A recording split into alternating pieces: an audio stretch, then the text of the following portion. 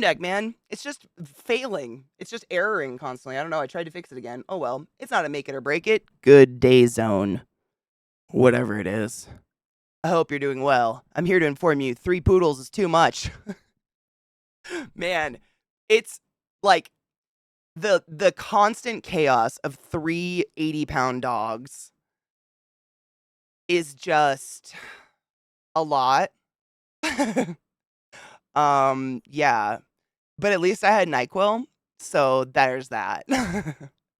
It's a lot. It's a lot of energy. It's a lot of dog. There's a reason I only have 2, but I mean, Freddy is he's not the problem. Lilith. Lilith, my fucking shit disturber. I love her to death, but she like is possessive of where she's sitting and she growls at him. And Freddy is the sweetest boy ever. He's just like Trick. Like him and Trick buddy around the house. Him and Trick are like buddies now and they go around and do stuff.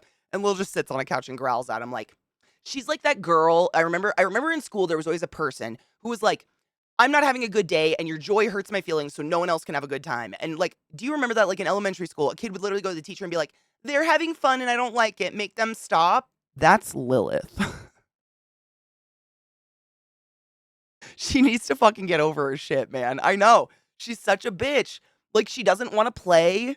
She doesn't want to get along. She just is a bitch. I don't know why. I know it's always the bitches. And I was talking to Zach's brother about it because I remember like Millie was similar. Female dogs, bitches, literally. They are like an extra level of intelligent that makes them kind of mean. I don't know what it is. Every time I've had a girl dog, they're just a little bitchy. Why? I don't know. But they always are. Millie was that way. Like I've told you guys that. Millie was never like a cuddler. She would just sit on a couch on the other side of the room from me and stare at me. She just needed to see me, but she was never like, dude, it's the same. I know. I hate it. I like, you know, your dogs end up like you. And I look at Lil and I'm like, I don't know what I did, but I'm so sorry. I bitchified her on accident. My bad. I have a pre-K kid who's like that. So-and-so are being mean. How? They said I couldn't do the thing I wanted to do. Meh. Yeah.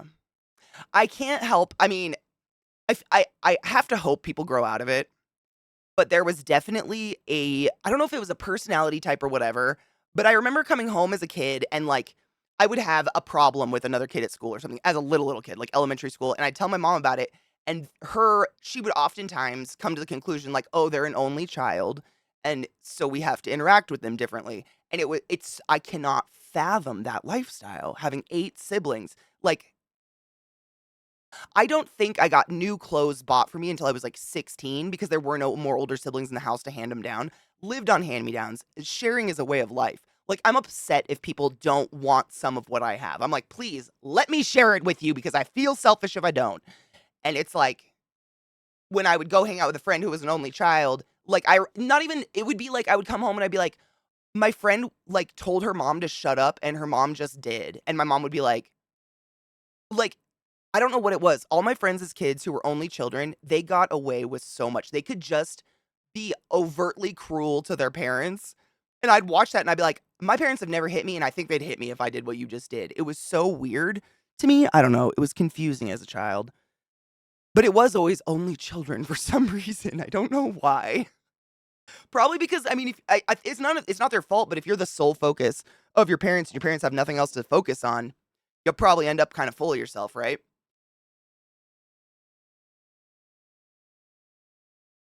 Jesus Christ. I finally remembered who sang the song Take On Me. Let me tell you, it was a real aha moment. Help! Cheers. Take your joy. I have a stoner bowl from last night. I don't even know. Whatever I ground up yesterday. That's what's in here. I have no idea. Cheers. See, I don't remember ever being forced to share. It was just like, and it was probably, honestly, because it was so many kids. It was like, if you wanted something, you just did. I mean, there was never 8 of a thing. Ever. And so it wasn't even like you guys have to share. It was just like, we just did. It was like, I don't know. I don't remember ever being taught sharing. It was just a natural thing. But I'm definitely stingy about, like, we've talked about that, like, our privacy. That is something I become insanely stingy about. Like, I value a closed door and a lock like nobody's fucking business. I hide in my bathroom quite often because it's the only place with a lock. I love my that is the one thing that I definitely took, like, because when you're 8 kids, no doors, your parents are weird, no privacy. That is one thing I took into adulthood. Like, you will not be allowed to interfere with my private time. That is my time. Happy Saturday, reasonable. Is it already Saturday? Damn. I knew it was Leaf. I know. I mean, honestly, I was saying this yesterday, like, I don't like, I love a good pun. Nothing worse than a bad pun. Leaf gives us good puns. I'm here for it. Cheers.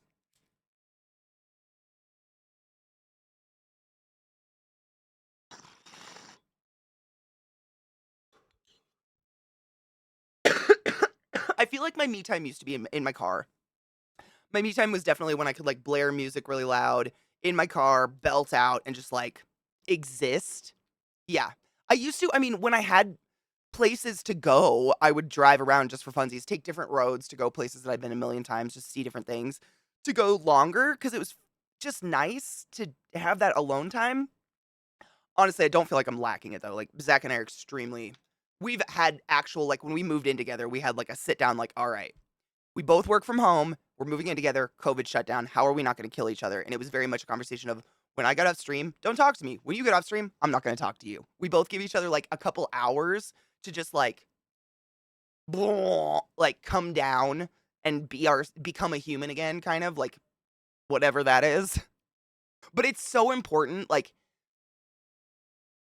I don't know. You guys know. It's like you get off work and someone immediately needs all of your attention and all of your energy. You don't have it.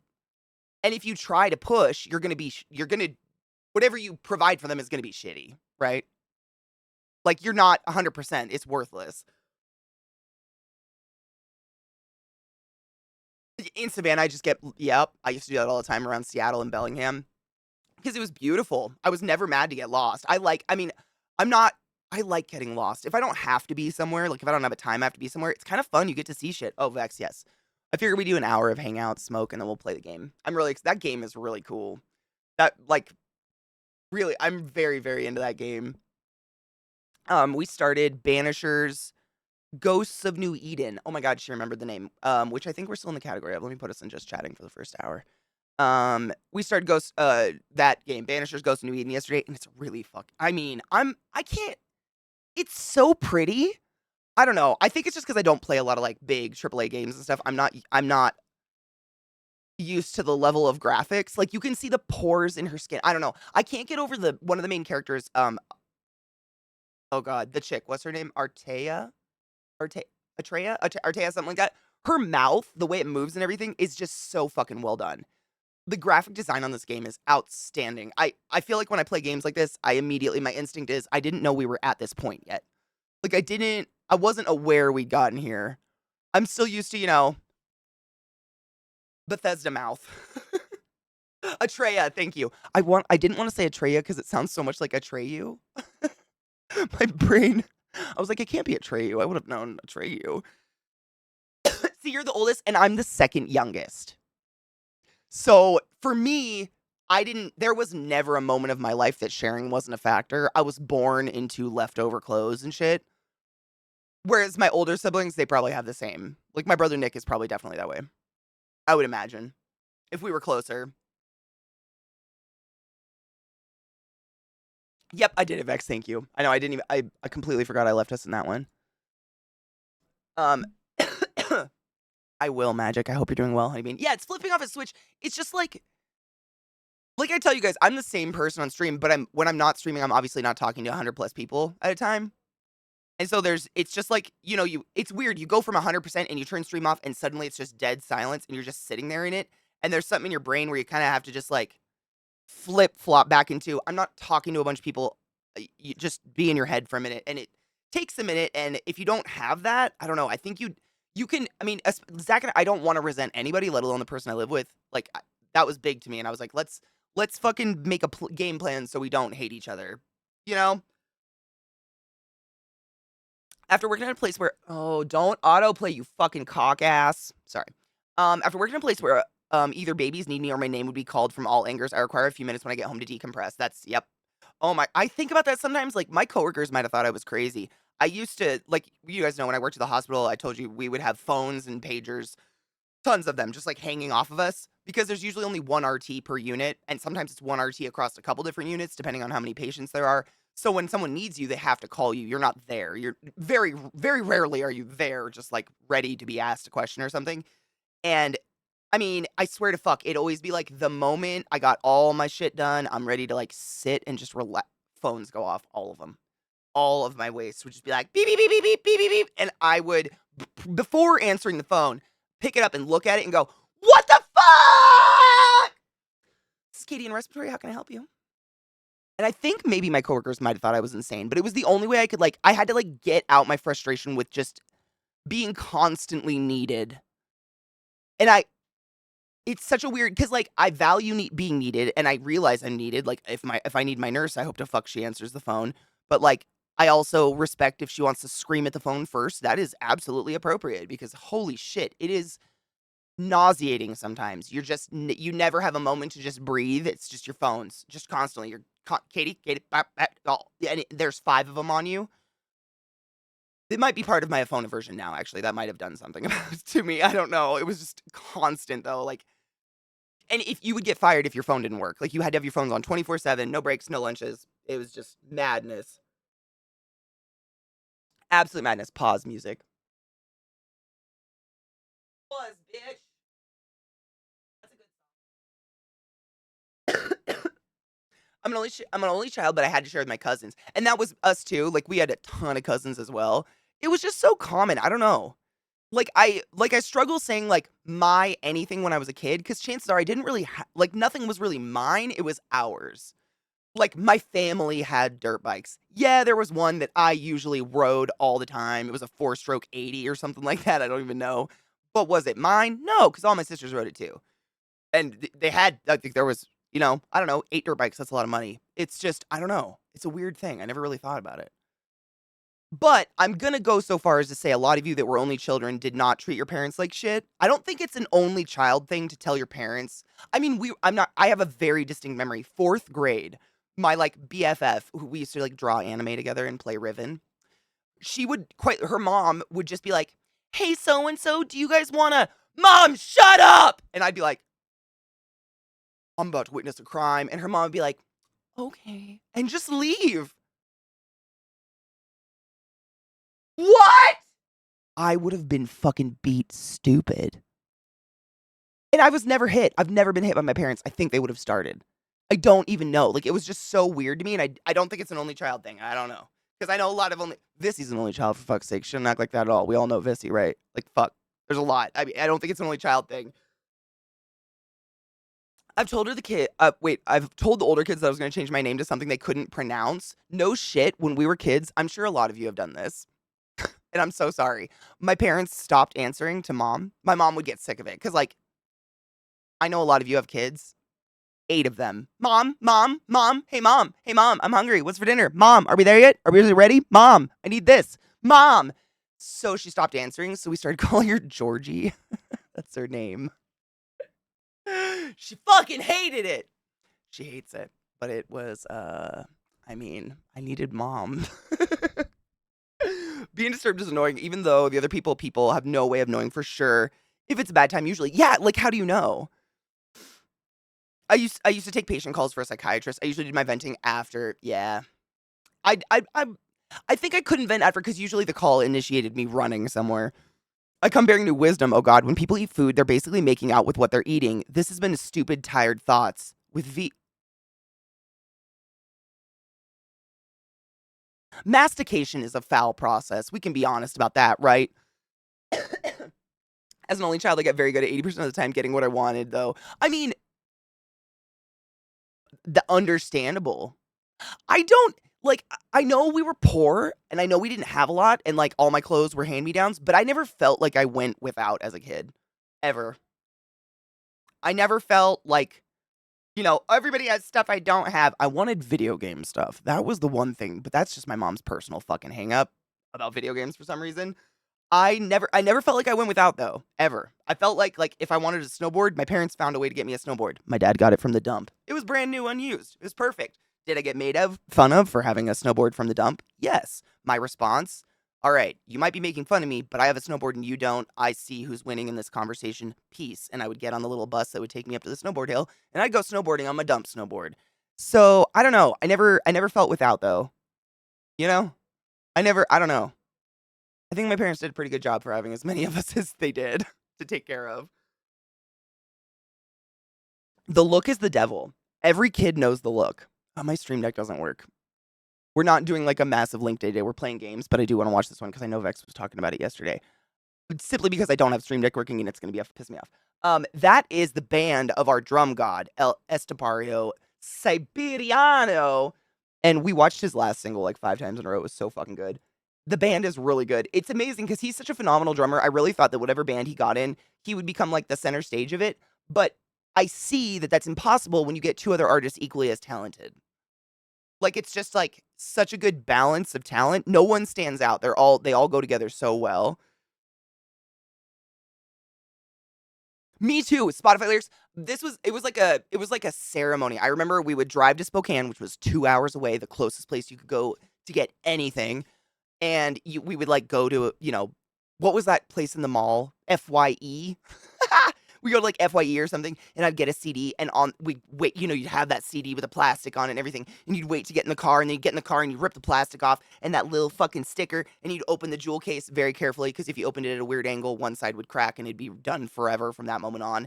You'd open it really carefully, pull out the pamphlet, put in the CD, and then sit there and just follow along to the lyrics for 2 hours on my way home from Spokane to a new CD that I was super excited to listen to. I miss these. I miss these things. I understand that music's not that vital to a lot of people in their existence, but man, do I miss these things a lot. The concept albums, all of it, man, they were just it was like a different time. I feel like music's really, it makes music more throwaway nowadays that it's not a physical thing. I miss that shit. Their videos feel low budget, like, they feel like, guys, does anybody know how to work a iPhone? And they just like do this, like, which is great. It's fine. The music saves it 100%. Like I mean, it's pretty to look at them. I mean, they're pretty to look at. It's pretty to look. You know what? I had a coughing night last night, so I'm not as energetic today. I'm doing my best. We have a game. It's fine. I'll be fine. Cheers.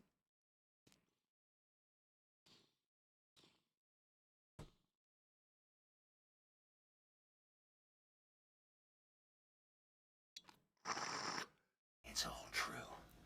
The boogeyman is real. And you found him. Thank you. I'm dying. Jade, thank you for starting the class. Keep the class alive. Community. Speaks for so long. I appreciate you. Don't forget your prime.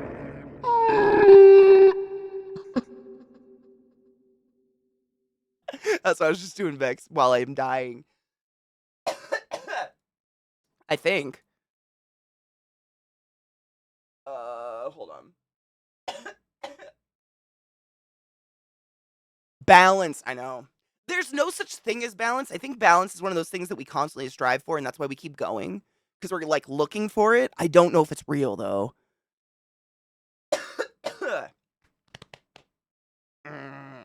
Always in the car, Cocky. You have to.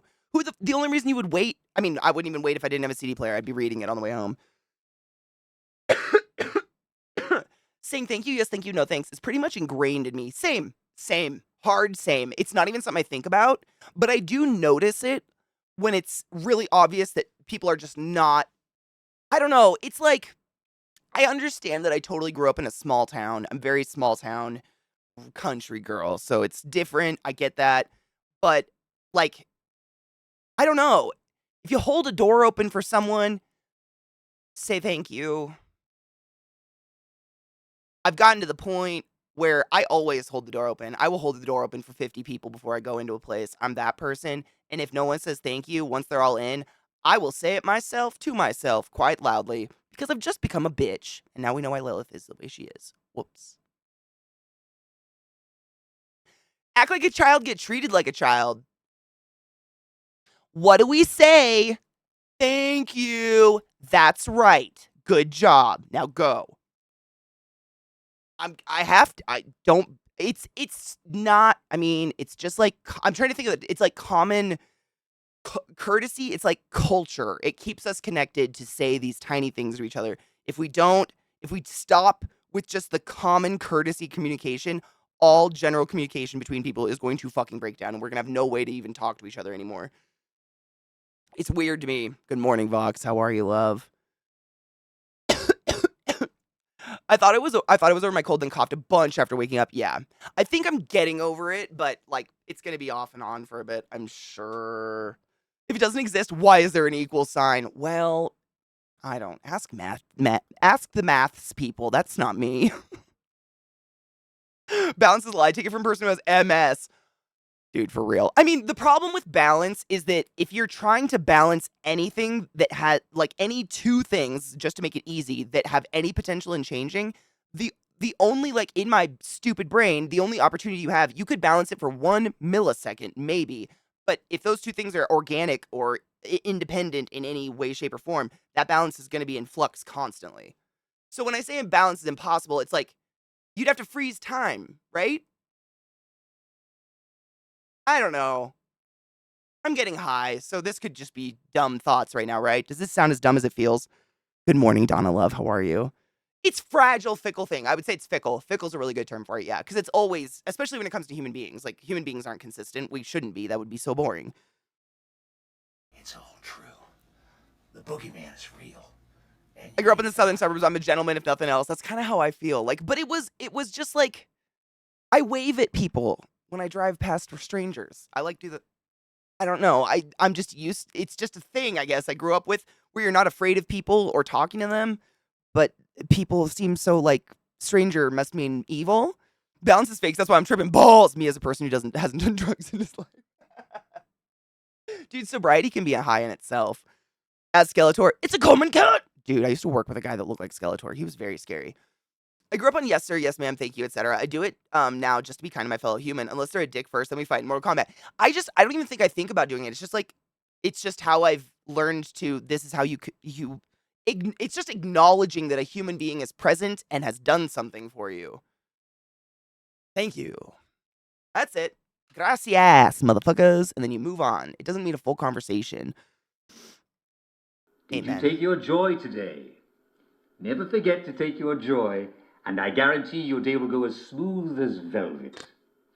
I don't get weirded out when the UPS or bus driver honks at me. Just way back and move on. Me too. I've never seen shit like that. That's not a. I wouldn't assume that's a cat call or anything like that. Like that's just. I just grew up that way. Like when you pass someone on the road, you give them a little wave. Like the I boogeyman acknowledge is you. real.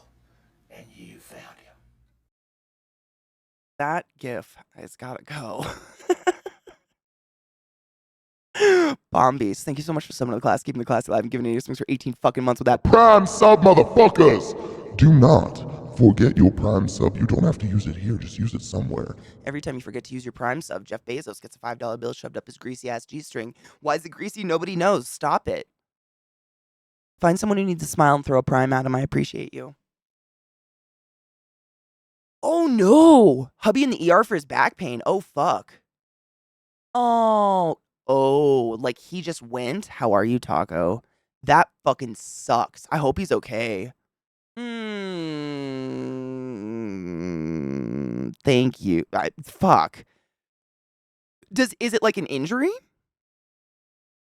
I see it as like being kind to people who work at Walmart and such. Be nice to them. You don't know what hell they're putting up with working there or past that. Show them some kindness. I mean, seriously. And the bare minimum you could possibly do is acknowledge them as a human being, right?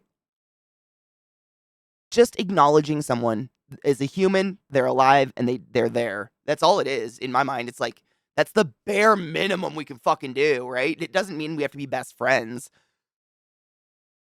I say hi, wave, nod to folks I managed to make eye contact with, say thank you to folks, let me go first, or hold same. Yeah, and it's nothing more than that. It's not like I'm seeking to make a friend. It's just like I see you, I acknowledge you, and I'm acknowledging that you did this. It's something I definitely could have done on my own. You have not impeded my day, nor probably saved me much time, but thank you. Doesn't hurt me to say it. It's just so simple. It's just, and it's weird that that it stands out now to me, I guess, when I'm going out and stuff, when strange people in your everyday life actually say please and thank you, I'm like, whoa, wild. That shouldn't stand out. It's weird to me. I don't know. It's just because it feels. I know I'm such a hippie. I don't matter, but it feels like it's seriously the bare fucking minimum of human acknowledgement, communication. I'm the first person to say I don't like the public or people as a mass. I would love to just live in a cave for the rest of my existence with all my dogs. Like, I'm fine there and pot, but we gotta. And I think it's in the long run, maintaining just those general communication principles will make life more pleasant. Just in fucking general, you know? Discussions like that are why I'm scared to compliment anyone I don't know in public because they might think I'm weird aggressive. The compliment thing is very weird. I mean, I feel bad for anyone who presents as presenting male or not distinctly female because I feel like it seems like if you are not distinctly presenting as female in public, anything you say can be taken as a sexual harassment. And some of it is sexual harassment, but there's a whole lot of it that's not. But all of us that have been sexually harassed are on such high alert that we're like, oh my God, you looked at me. Please don't rape me. It's terrible. We've created a horrible, horrible cycle in this weird, like, fear of other humans. I always try to compliment people in public, like not just cuz, but like in my head, if I think, wow, those are pretty earrings, I try to make myself stop and go, hey, maybe tell that person those earrings are pretty. But I realize that's absolutely a privilege I have because I'm much less likely to get called out like, are you trying to sexually harass me by complimenting my earlobes or something like that? And it sucks. There's a lot of sexual harassers out there who are genuinely very creepy and they ruin it for the rest of us. They make the rest of us look creepy or make us scared of everybody and it's fucked. Thank you for the hype train, you sneaky asses.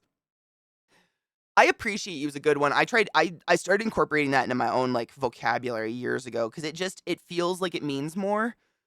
There's a fine line between I see you human getting sucked into something where they try to sell you something, but that's my city brain talking. No, 100%. I feel like you get a sense for that though, because I know exactly what you mean. Like if I see someone with a clipboard or someone who is desperately seeking eye contact, that is a direct sign for me to have a fake conversation on my phone immediately. You know those hungry eyes. The clipboard hungry eyes in front of Safeway. Walk around. Don't. Why are you there? Why are you there? I just want to get milk and go, please. No. It's not the time. It's just not it. It's those eyes. We all know them. But yes, I know exactly what you're talking about. I'm dating someone who used to work. Oh, used to work there. The horror stories I've heard from her. I think everybody should have to work for service, and I'm sure your woman would agree hard. Everybody should have to work service once in their life. I think it gives you a sense of humbleness, if that's even, is humbleness a word? What's a better word for that? It makes you humble.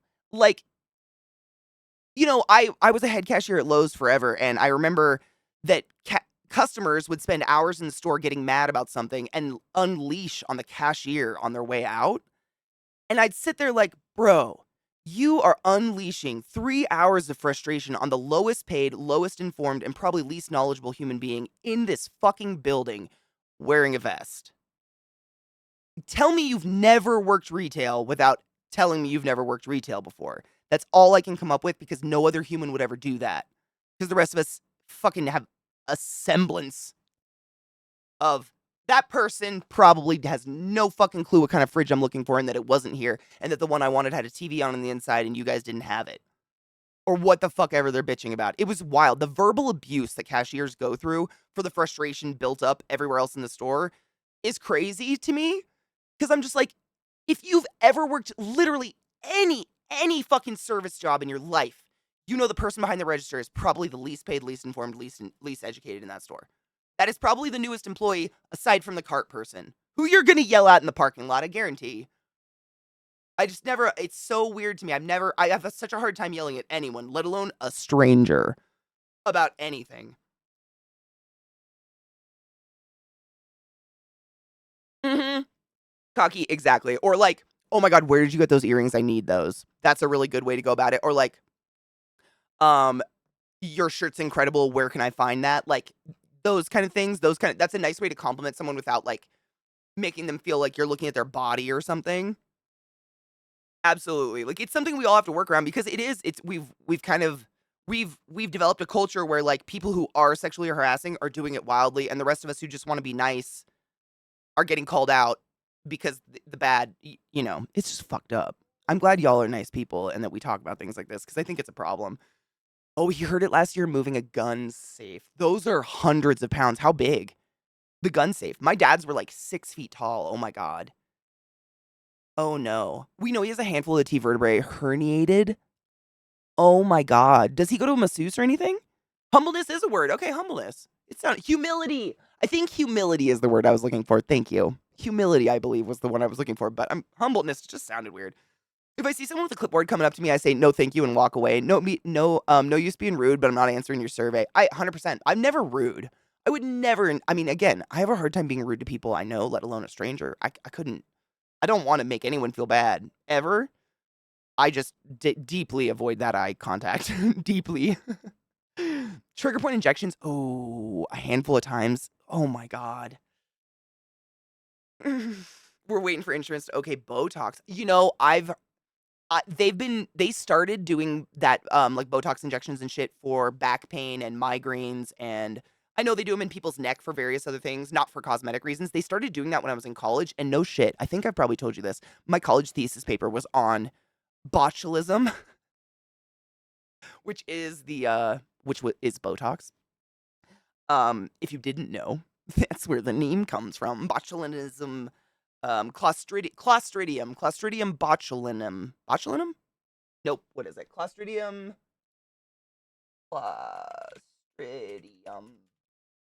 Yeah, it is botulinum. Holy shit, dude! It's been like 15 years. That's wild. Wild that my brain can still do that. Yeah, you knew that. Yeah.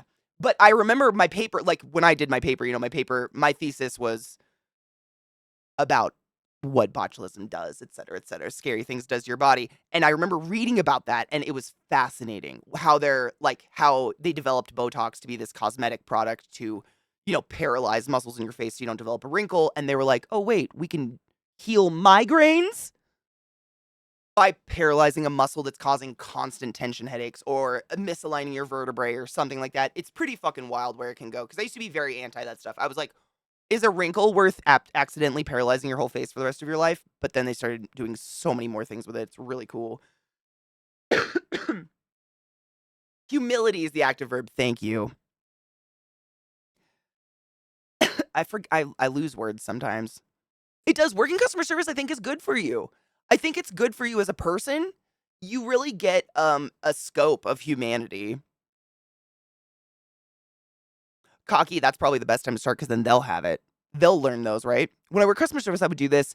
Here is what is going to happen. You're going to walk over here, calm down, come back and talk to me like a human being. If they started up again, maybe you didn't hear me correctly the first time. Oh my God. I should have made a timeout corner for mean customers. I kind of did. Not really, but like if we had a really like irate customer, I've told you guys some stories like Kitty, the demon of Lowe's that used to come in all the time. If we had an irate customer that came up to customer service and was blowing up, the boogeyman is real. This gotta go.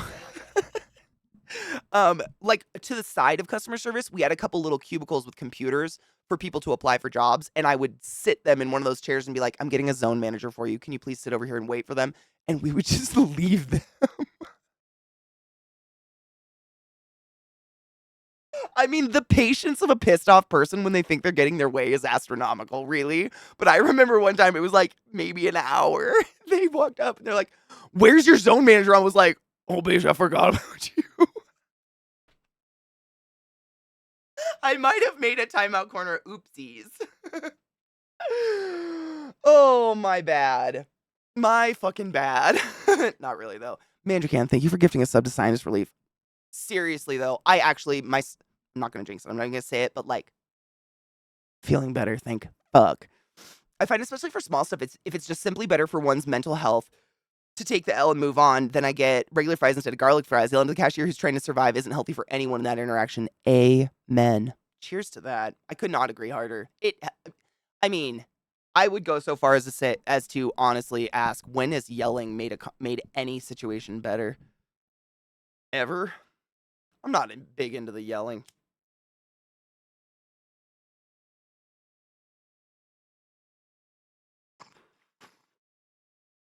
husband used to get them in his forehead. Did they work? For migraines? I've never heard about getting them in your forehead for migraines. Damn. Oh, I was in an area HR business partner for Lowe's for 5 years. 7. You and I, we are the same. I see the pain in your eyes. It was too long. My entire college career, actually. I've asked customers on the phone if they believe yelling at me will make the outcome of the call any different. Oh my God, what do they say? Do they actually answer, or are they too irate to even? They're not hearing you, right? I always assume at a certain point when the other person in the conversation is yelling, they don't hear me anymore. So whatever I say, I could really be like the argument could be something, and I could be like, eggplants grow on the moon. Did you know? And they'd be like, ah! They won't even hear it. It's just not even there anymore. Once yelling is involved, I feel like they've just lost their gourd. It's a 7-8. Fuck off. Worse than any time he's felt his back pain. When the docs were poking him last night, or just making him move a little bit, oh my God, I thought I was gonna cry. I can't.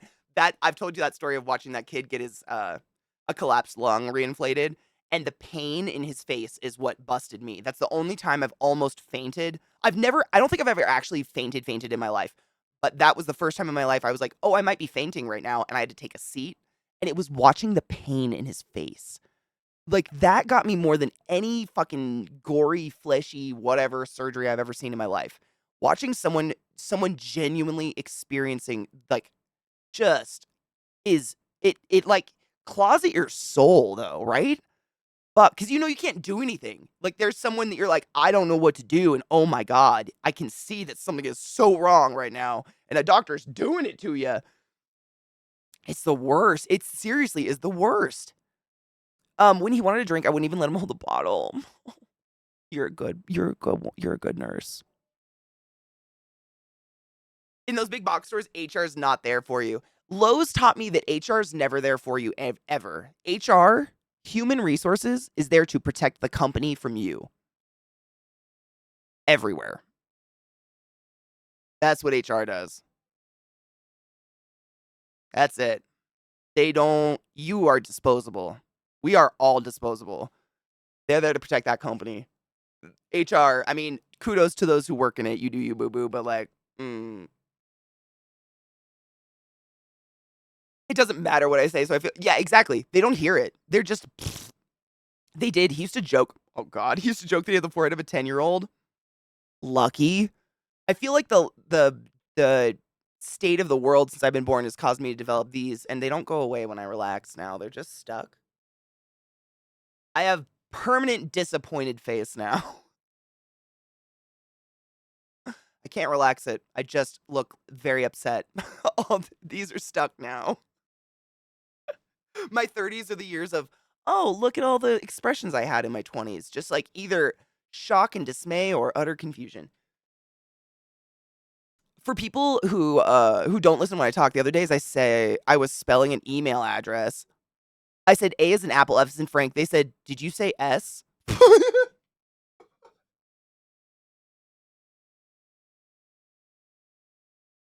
Yes. S as in Frank. What?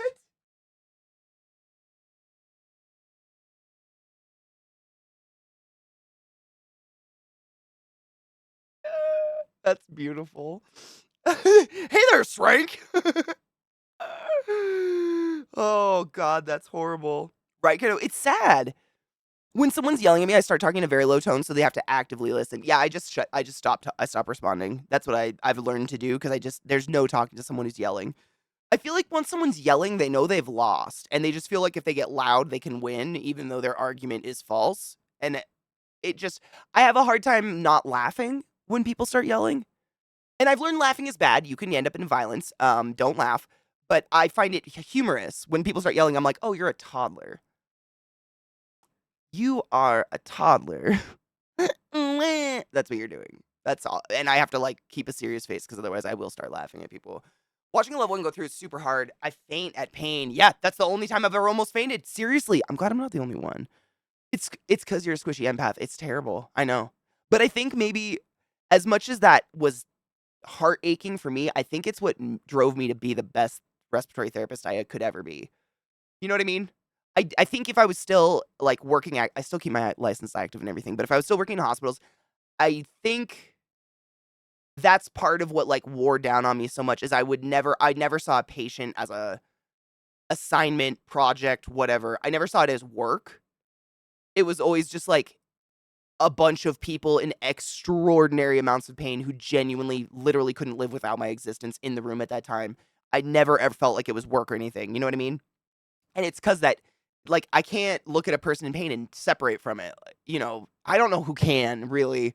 You see these people, like, you know, there's nothing worse than seeing some strong adult who is probably a parent have silent tears. And that happened more often than I could fucking tell you, and a lot of times it's 'cause they're intubated, and that's even I mean, imagine Neo with the tube, and you just see a tear, one, and they're shaking. Like, that seeing that level of pain is so much different than someone being like, "Ow, I'm in pain. Ouchies, owie, owie, owie, owie, owie, owie, owie." You see that I ca so many times, it was just it would you know, it's the kind of pain that, like, I think that animal part of your soul, like, sees, not your thinking this, like, "Hmm, that's the injury, and that's the kind of pain it should exhibit, and this is what" it's something in your core that like we were talking about yesterday, like, that thing that drives you to protect the vulnerable. Like, it's not about medicine anymore. Yeah, the medicine is there. It's like autopilot, so that kicks in to help, but it's human to human, just like, I see you. I fucking feel you. I acknowledge you. You are not a project. You're not patient X. You're Mr. Green or whatever the fuck.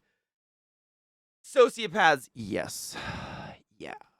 Yeah. Met a few of those in my life. Don't know how they exist. You're describing my reaction to a coworker of mine. Oh, you're the toddler calling me a I mean, seriously though, isn't that always the case?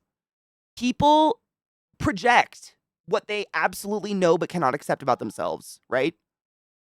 I like, oh my god, I like fucking hate drama. I just stay the fuck away from it. That bitch is so drama. Like, don't even go there. That bitch is drama. Run. Run from what I just did. Run away. Run. Run. She's teacher of the class. You know what I'm saying? It's crazy how many people definitely kind of out themselves on accident. Myself included, probably more often than not. Way more often than not. It is wild how many people will straight up be like, "Would you like to know how crazy I am?" Shut up, Knives. That was a secret. Don't use your real voice on stream. It's unsettling. You know what? You know what? Actually, on that topic, interesting. This is random, but a random YouTube video popped up on my feed a few weeks back, and it was like a linguistics guy talking about like this shit. What is it called? I always call it the gravel. What is it? It's got a name. The Kardashian thing. Vocal fry. That vocal fry. And this linguistics professor was talking about how they've been studying it, and it's actually he compared it to how in Mandarin, how like how do I say this? I don't know Mandarin, but I know the concept of it. But if you've ever heard people who speak Mandarin, they will often a lot of words get louder, and that actually does change what they're saying means. We are developing a similar way of speaking via incorporating vocal fry, allegedly, into our English language that is similar to the tonations of Mandarin and how it changes the way words work. I don't fucking know. It was really interesting. But it made me feel like not so much of a I don't know where it comes from. I think it's someone didn't we watch a thing on it on stream one time? It's just like lazy vocal cords, right? It's the fact that I have lazy on the inside or something. It's the lazy West Coast, like, I like Uggs, though, and fraps. I don't know the young lingo anymore. I literally can't do it. Riz? Drip? Help. I don't know any young people anymore. Like, I don't, Drippy Rizzy? Yeah, I don't understand where those come from, but I quite literally was at the grocery store, and the kid bagging my groceries another little bagger came up and they were like bullshitting and no shit. I fuck you not. They were like teenage boys. And one of them goes, "Yo, man, I was going to wear my drip today." And the other one was like, "Yeah, you fucking not dripping at all." And I was just sitting there mouth agape at the register like, I am old. It's happened. I have disconnected. What the fuck is happening? They said it out loud, like, not jokingly. Like, it's real language at this point. Like, twerk. Or whatever words we came up with. What did we invent? Weird. We did stupid shit, too. Like, groovy or whatever. Groovy was probably stupid to begin with, too, right? Yeah. No, it's real. That was, I mean, these were, like, teenage kids that were probably had their little after-school job or whatever, but they straight up were using drip in conversation as to how they looked, and I just totally was disconnected from it. I was like, who's drippy? It's not raining. What's happening? It was a moment. One of the admins is actually a drama major. Oh, she's one of those. Is that a prima donna, Cocky? She's one of those who absolutely knows what she wants to do with her life. She's known since she was 5. She's headlined every play since the 4th grade. Didn't you know? Didn't you hear? I'm a big deal. I directed those bitches. Exhausting. There are a few people in this world more exhausting than someone like that. My God. Yeah, well, those people, it's a lot. Yeah. That's me in a lot of streamer discords. Like, are these kids in their 20s still? What is happening? I mean, it's either that or they at least have some kind of contact with the younger generation. Like, a lot of people are teachers and shit, therefore they hear this stuff. And I don't know any of it. I'm still clinging on to Bop. Prima donna Katie. I was imitating one person in specific, actually, who I remember very specifically. She was like 5'1", but she came out on the stage like she was 7 feet. She was so, I mean, there's this, I was in theater my whole life. There's this characteristic to some theater people, and it's not a fault of their own. Some of us just naturally can project. I still to this day cannot define to you what the fuck that means. I can project, i.e., I can make myself very loud, but not yell. Some people who love theater have no ability to project, and I can't teach them how because I don't understand what the fuck it is, why I can do it, why they can't do it. And so all they do is scream their lines. They just fucking scream. And I'm like, you're great in everything. You're beautiful. You can sing. Like, you memorize all your lines, but I can't understand you because you're screaming. And you try to say project, and it's just like, does anybody know? Do you guys know what that is? I've been told my whole life, like, we're so grateful you can project your voice. And I'm like, what's that mean? But I know, because I know the people that can't, and it's just ear screeching. Like, they sound like a child screaming.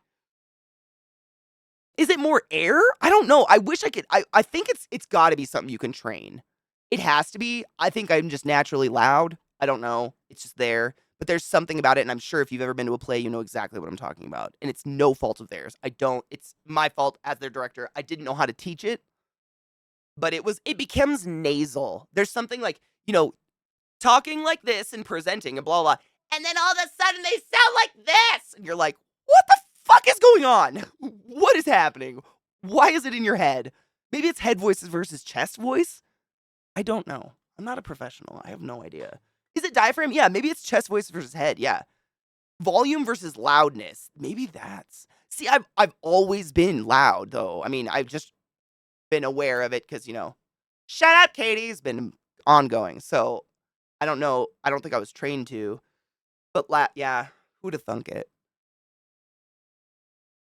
I've been told I'm very annoying. I only have 2 volumes. I'm either very loud or I'm so quiet and mumbly no one can understand me. It's terrible. Don't know why. I don't have a medium. Like, Zach is going deaf and I mumble, so half of our conversation is just like, ha ha ha, mm-hmm. Like a lol at the end of a text conversation you desperately want to end. And we don't hear anything. Like, nothing's actually happening. It's great.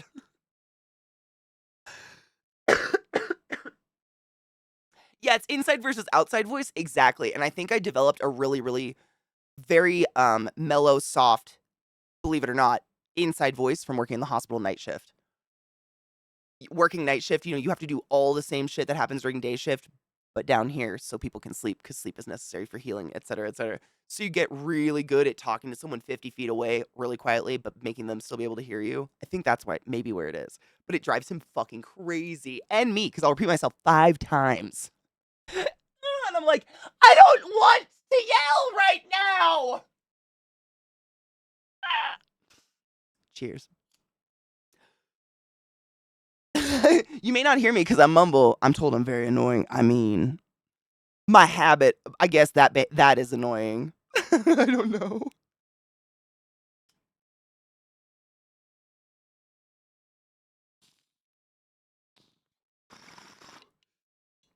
CVEX, and I think I just had it. I don't remember ever being told to project my voice. But I've been in theater since I was in preschool, so I don't know. This video is not buffering. Is it? Is it Indie It's Indie Saturday. Oh, there it is! Oh, right as she gives up her soul. One moment. I just wanted to play this, and then we'll take a break, and then we'll jump into the game. But it was being a dick. I can't lip read. I've never been able to do it, and I think it's because I can't just focus on their mouth. I look at so many things on someone's face. It's never just I don't know. I've never been able to lip read either, though. I was told I'm very annoying. That's a good way to start a conversation. I'm really good at that, actually. Destroying conversations with strangers. I get very nervous. I have auditory processing issues, so sometimes if someone says something that doesn't fit into my train of thought, I simply don't understand them. I have to ask them to say it differently, a different way, because the words don't fit together. Apparently, that may be an autism thing. You know, I kind of have that too, but I've since learning that there's a population of these people, you freaks, who don't have a constant internal dialogue 24/7 all the time if they're not talking out loud. I see it as like that person doesn't understand that they've interrupted a conversation. So me saying what is totally understandable. Like that's reasonable, right? They didn't know it. They couldn't hear it, but there was 10 people talking when they decided to walk into the room and suddenly ask me a question. So that doesn't seem unreasonable for me to be like, sorry, what?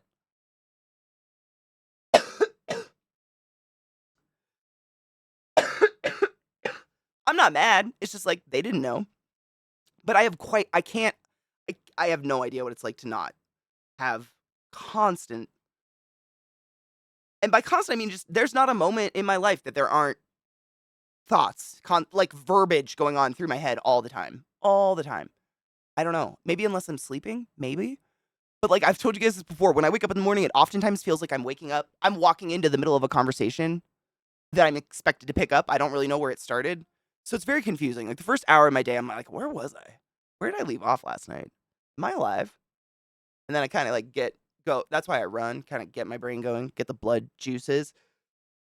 Perfect topic for the song. The song looks cute. Oh, no Stream Deck. Hate this.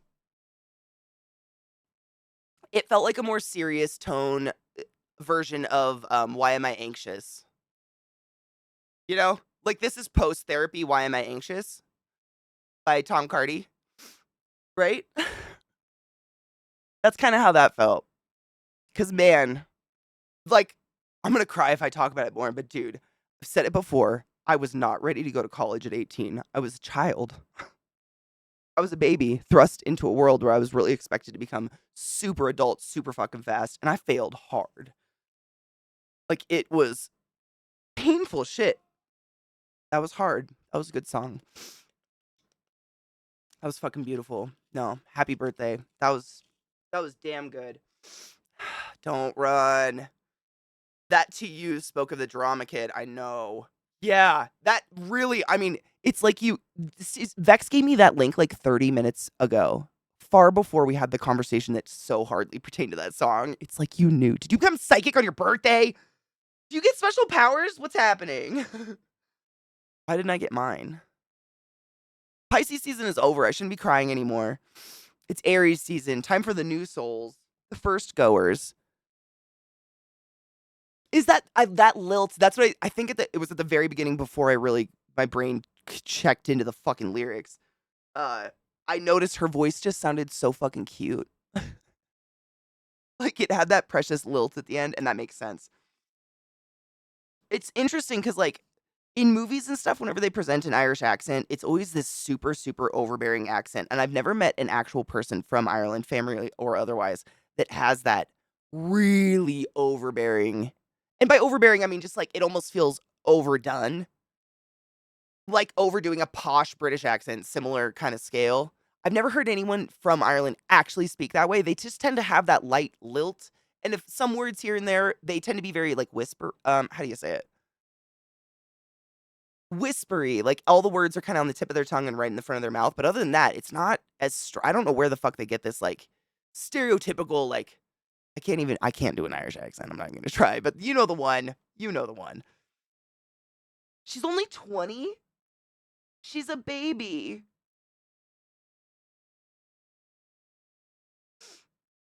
The college system was not listen to the way she says important. Oh god, I'm scared to listen to it again, but I absolutely am going to. That's such a good song. Like I'm saving that forever.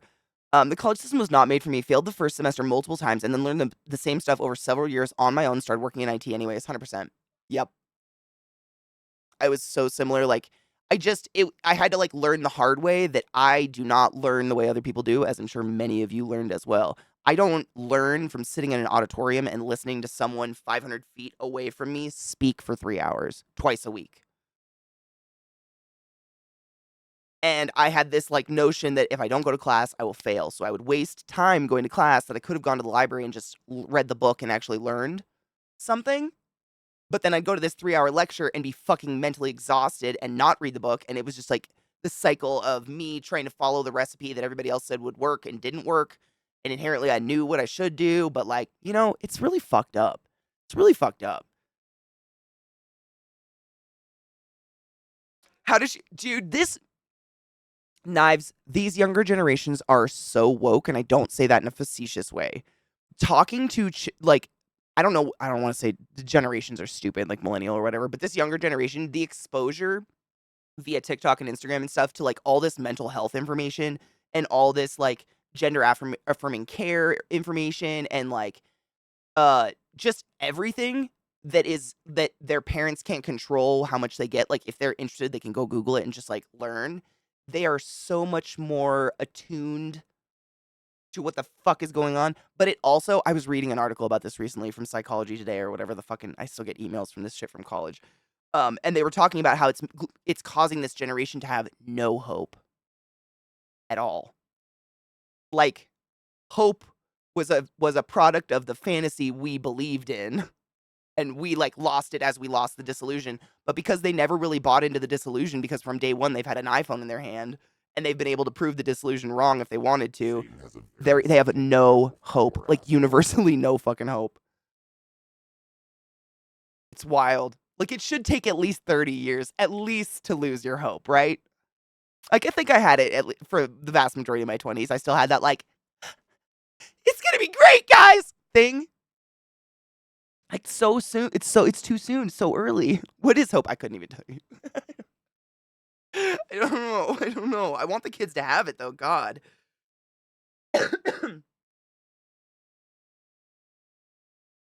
She's got other really good songs too. Her lyrics and composition are really good. You can tell she's got that she's probably got like perfect pitch or something cuz the melodies and stuff in that music are so delicate and so perfect. William, how are you, love? Thank you for summoning the class, keeping the class alive, and giving anything so fucking long. I've been sick as fuck, dude. I just cried a little, so it's really snotty. We should probably take a break, and then we're gonna jump into the game. But like, I'm doing good. We just listened to a really touching song. Military killed my hope at a young age. That does it too. I mean, that was college. I think I don't remember having. I remember having anxiety and stuff, but it didn't necessarily interrupt my everyday life until college, when it was like, being forced into being super responsible from not being responsible for anything. Like I was a baby. I don't think I was ready to go be a person at 18 by myself, That was a lot. I would say it's more capitalism crushing them and like us millennials knowing we will never have financial stability. True. I mean, it's all of that. Like, but they're aware of it. I don't know. I think in most of my like early 20s, I definitely believed like if I go to college for 4 years, I'll get my master's, a great job, a partner, a house with a white picket fence. Maybe we'll pop out a few puppies, and that's what makes happiness. Hallelujah, hail Satan. I truly bought into that. I didn't say it out loud. I was a little goth angry kid listening to Marilyn Manson and Nine Inch Nails in my car, like, I like drugs. But in my mind, I was like, that's how you do it. And the further I went, I was like, okay, no one's doing it. And all of my friends that did it got divorced or ended up in horrific situations within a few years of doing it. And I was like, all right, I don't see any happiness happening. It was kind of like discovering Santa's not real. It was that like slope of skepticism where eventually you just like kind of go to your parents and you're like, so you never figure it out, right? And they're like, fuck yeah, you never figure it out. Sorry, we kind of lied to you. And you're like, all right, cool. And then you go to your grandparents and they're like, what's figuring it out? There's a butterfly in my pussy. And you're like, Nana, take your drugs. It's just like, it's like a slow. I feel like it was a slow, like I still kind of have that like, it's gonna be bad. No, I still have it sometimes. Drugs help. Yeah. The boomers, yeah. Hope is what you lose when you grow up. And I think, you know what's crazy? I feel like people who have kids manage to hold on to that hope a little bit longer simply because they have those children around to like remind them what it's like. Parents always seem to be more hopeful. And I think it's because they've got that around them, that energy. I mean, Dawn, you are not wrong. And like, that's a scary shit. LZT, my love, how are you? I was a trendsetter in the No Hope movement as I went to Catholic school. Ooh, I welcome these new generations to the club. Me too. I mean, I wish I can't. We were just talking about this yesterday. It's weird thinking about when I was a kid. It doesn't feel like any of my life was any different when I was a kid, but there was no internet, no cell phones, none of that existed. And if you wanted to look something up, if you had encyclopedias, i.e., your parents were rich or someone that came door to door and sold them, bought that got you to buy them or whatever, you didn't have them, and so you just didn't get to look it up. Kids nowadays, they can just scream at their phone or like any AI thing in their house, and it will tell them maybe some information, false or true, but they have so much access to information. They're going to be so much fucking smarter than me. Like, I mean, you guys know, 10 years ago, I was watching my friends with their 2-year-olds work an iPad faster and more efficiently than I could ever fucking function on an iPad. I use my iPad every day, but they look like Born Identity, you know, just a 2-year-old in their diaper using an iPad. They're gonna be so smarter, but also like so much more aware of the world. Like I remember, until my mid 20s, you know, I still had these like stereotypes and disillusions about the world because I really had never been anywhere in the world. All I had was exposure to like what the TV told me the world looked like. I.e., if you lived in England, you were probably royal blood, and the rest of us weren't royal blood, and that's why we were kicked out. That's literally one brain thought for a really long time. I mean, you have no, and then, but all this, now you can like get on the TikToks or the YouTubes and just watch normal people from all over the world doing normal people things and get a normal people scope of it. And so it's almost impossible for me to lie to you about that kind of shit anymore. Unless you want to buy into it, I guess. I lived in the library. The library was my shit, dude.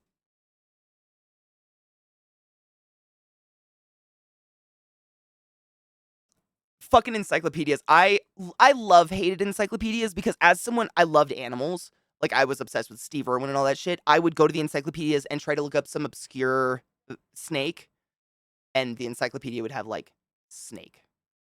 And I would get so mad. And that's what I mean. These kids can look up some obscure snake at any fucking time by screaming at this little glass box near them, and it will just tell them.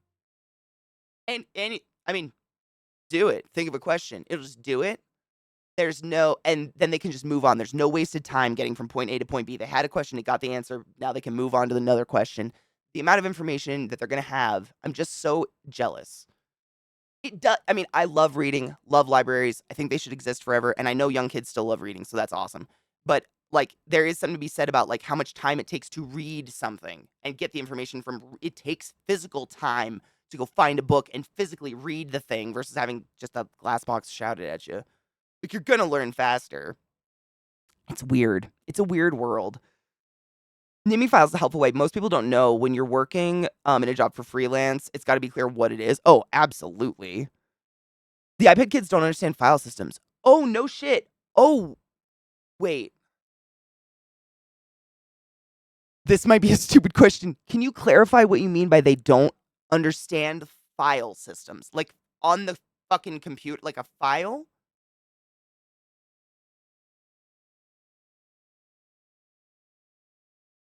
How? How? How? How? That's actually what they don't understand. They seriously do not understand the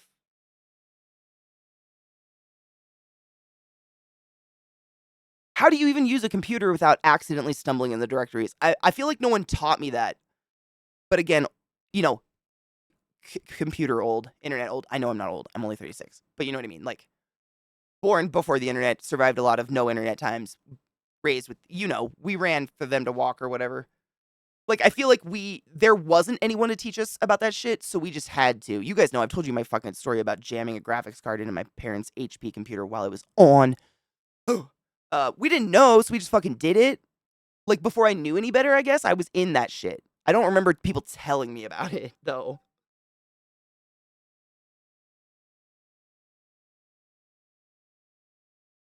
My wife's 47, she just learned this year about Control-C. Oh, I mean, I'm guilty of that shit. All the time. But if it's something you don't, like, look to use every day, I guess you wouldn't learn about it. I'm trying to think. You guys have taught me so many things. What was the last thing you guys taught me? I don't remember. Oh, how to bookmark. How to bookmark a cluster of tabs. I didn't know how to do that. I didn't even know you could. That's something new I learned. But I'd never even conceptualized that was a thing yet. Maybe because I'm old. I don't fucking know. I hate it. I know. And nothing wrong happened. That's the moral of me jamming a graphics card into my parents' stock HP computer while it was on, sitting on the ground on a carpeted floor, me and my socks. I know. Miracles. But, like, I think we all did shit like that because there wasn't a YouTube. I mean, I say there wasn't a YouTube because that's where I go now. There might have been somewhere you could have gone back then, but I didn't have the internet. And my parents were a construction worker and a respiratory therapist who have no interest in technology whatsoever. So it was like, if I wanted to play a video game that required a certain graphics card to save up my damn money, go get it and jam it into a PC and hope for the best. And it worked, but it shouldn't have. I, by all rights, should have electrocuted myself or something and died. I don't know. It was terrible.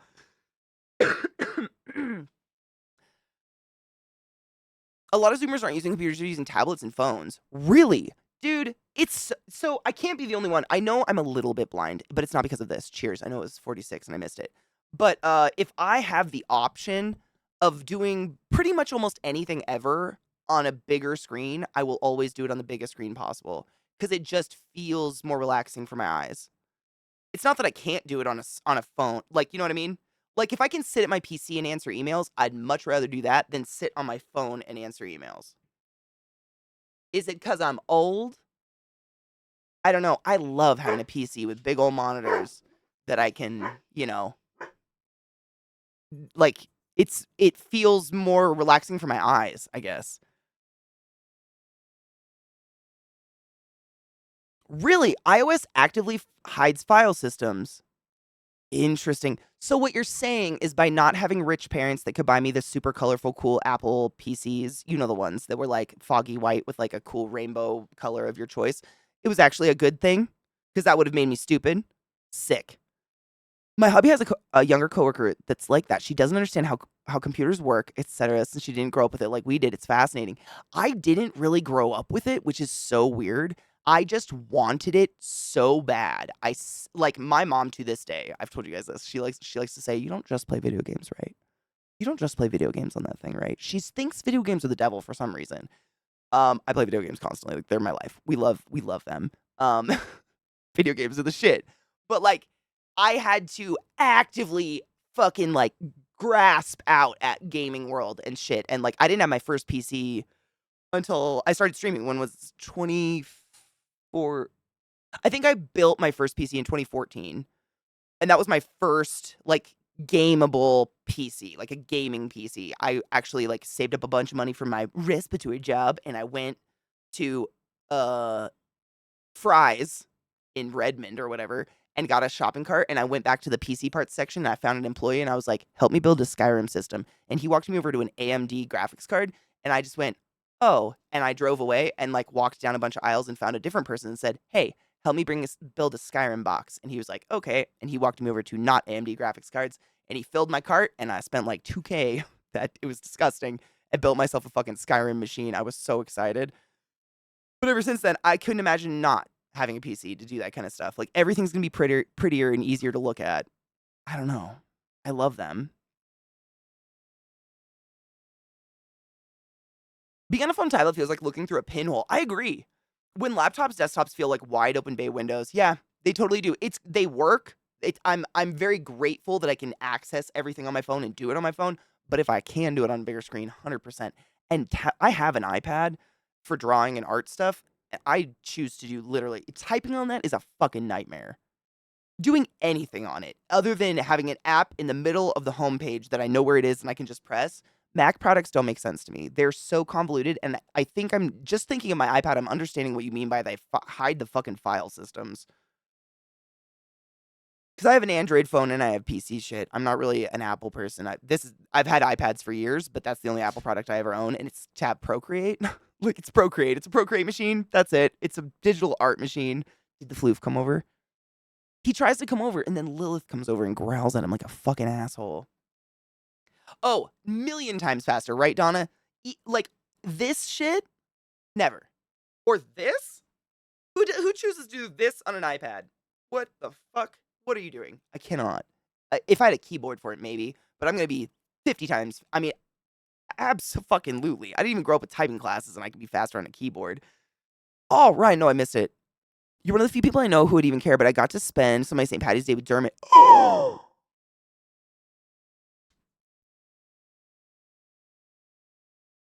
What?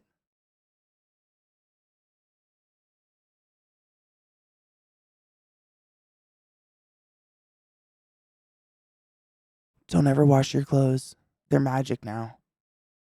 Oh my god. You've stopped me in my tracks. Bitch. A tiny intimate performance. 12 people was gifted a test present. You a lucky bitch. Oh, yes. Oh, I'm very excited to look in them. I actually don't even have Discord on my computer right now because it was being such a douche. I'm getting Canary.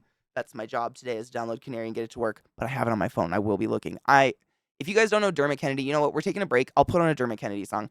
Dermot has one of the most just pure, beautiful voices I've ever experienced in my entire life.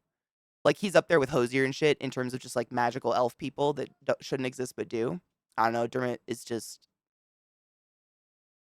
I don't have words for it. Hi, David. How are you, love? Oh, an opinion on a thing I'm thinking of making, initiative tracker for TTRPGs. An initiative tracker. Yes, I can look at it on my phone. I'm just taking a break right now. Which Discord did you... Where in Discord? I'll look at it on my phone on my break.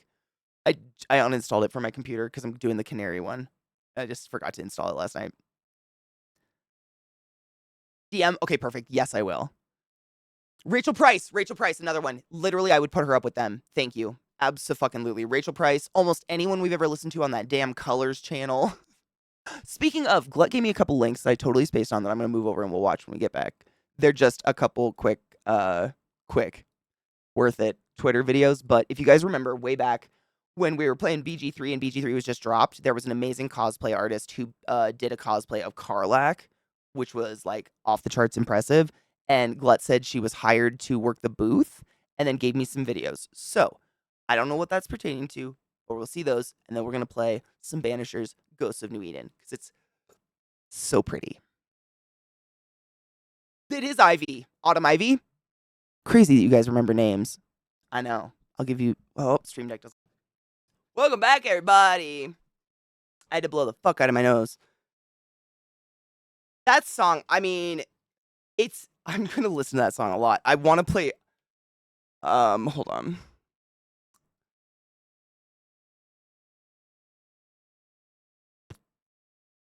Oh, that's Tonique. Tonique and Man. I know that band. We've watched videos by them, I think. Eshpink.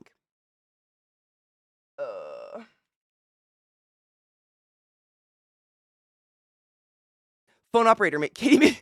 That was my like customer service voice. Calm, collected, reassured.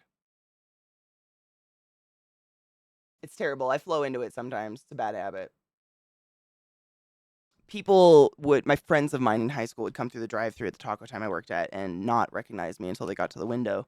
And then they wouldn't believe that was me, and I'd have to mimic that voice again for them, and they'd be like, oh, oh. Oh, yeah, I tried to look at the thing, it didn't come through again. Thank you for reminding me. I was going to try to, I closed Discord on my phone. I was going to reopen it. There it is.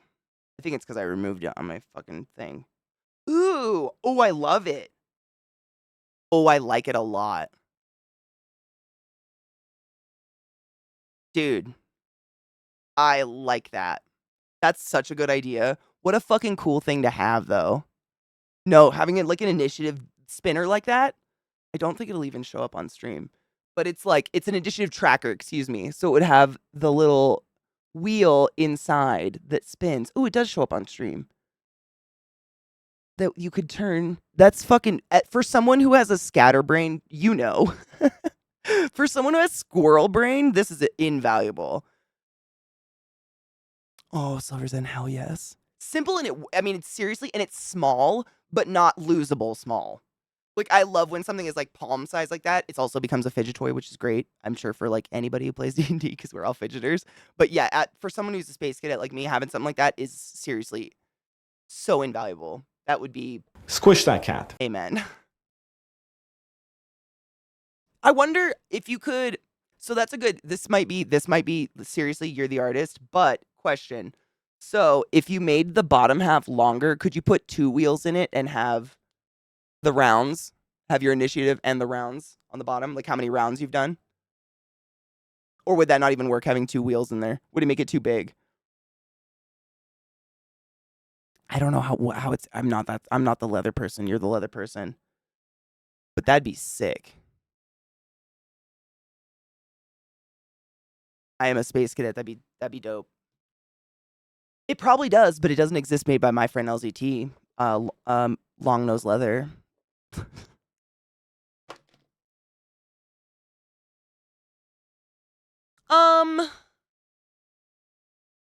I write, you know me, I take notes on everything, so sometimes my opinion might be wanting more information than the average D&Der. I write down, you guys know I have like so many fucking notebooks of filled D&D shit. I write everything down because I'm such a space cadet. I'm afraid I'm going to forget everything. So honestly, I would ask more D&D people, like maybe throw the idea out there. And if it's that, maybe make 2 different ones then. Like, if it's not something that's as popular with people that just want initiative, you could make 2 different ones. You make more money. See, I was thinking status effects and, like, rounds are useful for certain, it's been a while since I played, like, true D&D, but, like, certain abilities that have to, like, power up, or you need a long rest, or you need to do something. So there's going to be, like, a round in between times that you can use that ability or whatever. That's, like, a lot of rogue abilities, I feel like, rogue or ranger abilities, is it? It's been a bit. But I'm all for any of that stuff. Like, all the little track, like, any of that is so fucking helpful to do for anything. Because, you know this, if you haven't played D&D, like, even with just 4 people, so you have 4 people and a GM, or a DM, whatever the fuck you want to call that person, your dungeon master, the person running the campaign.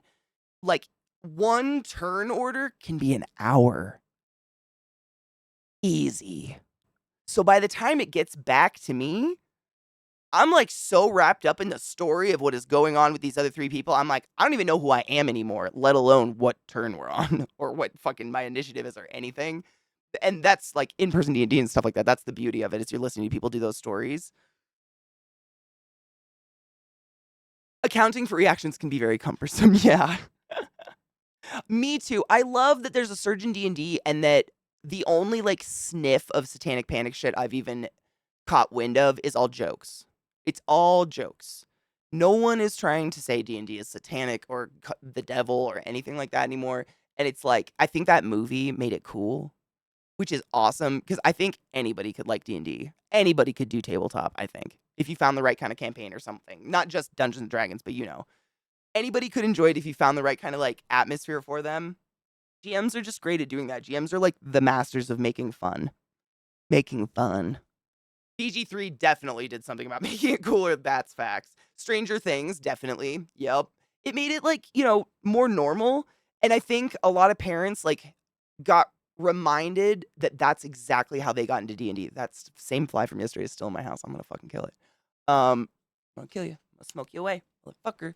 Um, and that like probably and they're like, I want to share this with my kids now. You know, I feel like there's a period of time we all do it, whether or not you have kids or not, where you kind of like are a kid and you have hobbies, and then we either go to school or you start your adult life and you just kind of like forget what it's like to just do things for fun.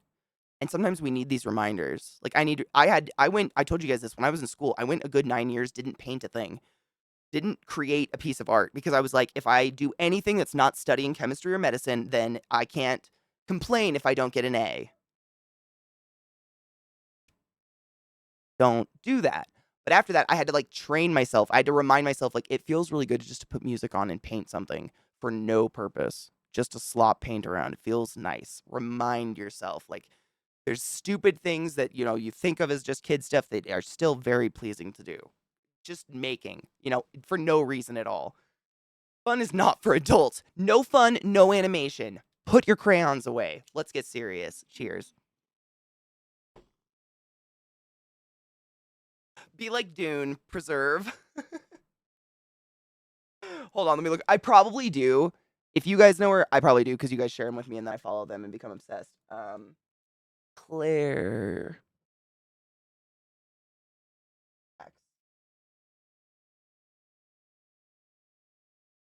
I do follow this person. What did they do? Oh, yeah. Yeah. Yep. Yes.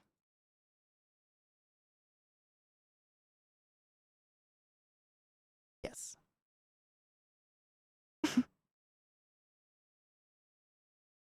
Shall we jump into the gam? I am envious as fuck of these big, beautiful, muscly women who can accomplish arms. So many years. Just not happening for me. I just get bonier. I don't know. I wish. I fucking wish. Lucy Lawless has aged like a vampire. No shit.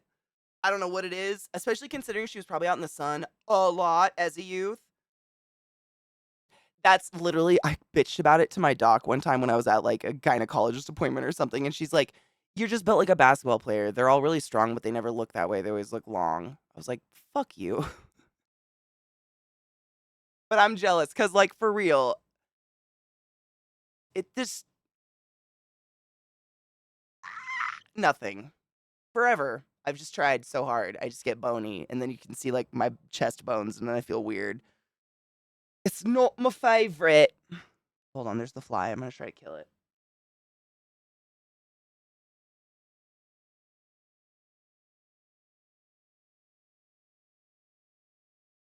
I sprayed it with rubbing alcohol. We'll see. I know, I try. It's just that visual definition and that like that shoulder cap that that people get when they have really like nice tonation. Never. It literally I just start to see like my acromion process starts to stab out my back like a wing bone, like a chicken wing, and I'm like, help! I just lose fat, but I don't like the muscle doesn't bulk up and I never get that. I'm infinitely jealous. It's all fucking jealousy. But a lot of it is, I mean, I've never seen anyone my height accomplish that, so. Yeah. That makes me feel mildly better about it. I have to move chat because I can't. I'm blind. It's fine. I know. Larian's not doing any more DLC, which is a kind of a bummer, but I understand. I understand them wanting to do their own IP.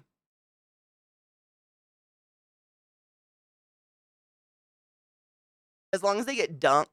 What would be the term? Yeah, I do push-ups. I mean, I do like the yoga push-ups from DDP where it's like it's not the repetitive push-ups, it's like these horrific 10 to 20-second push-ups where you go really slow and you never go all the way down. So like you lower for 30 seconds and then hold it for 30 seconds an inch from the ground and then you raise it's horrific. I've done the worst things of the worst trying to like and I know I'm strong. Like I definitely gain strength, but I just stay like a bird, like just skinny arms, and I think it's just they're long because I'm tall, I guess. That's what my doctor says. She's a bitch.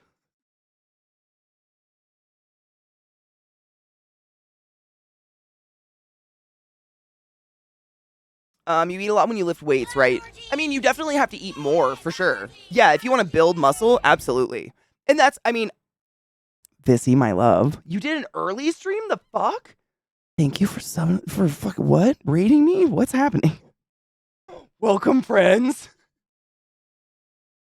Yeah, they're a plank. Yep, they're horrible. No, it's so bad. And no shit, DDP laughs, or Diamond Dallas, he laughs at you because he can do everything. He's so fucking ripped at this point. He can do headstands and stuff. So while he does it on the video, when I'm listening, he laughs. It's horrible. He's like, ha ha ha, and I'm like, but yeah, you absolutely. And I was gonna say, I'm definitely guilty. One of the things that I've heard, weightlifters say, like who do the body shows, is that when they get too muscly, they run their muscle off.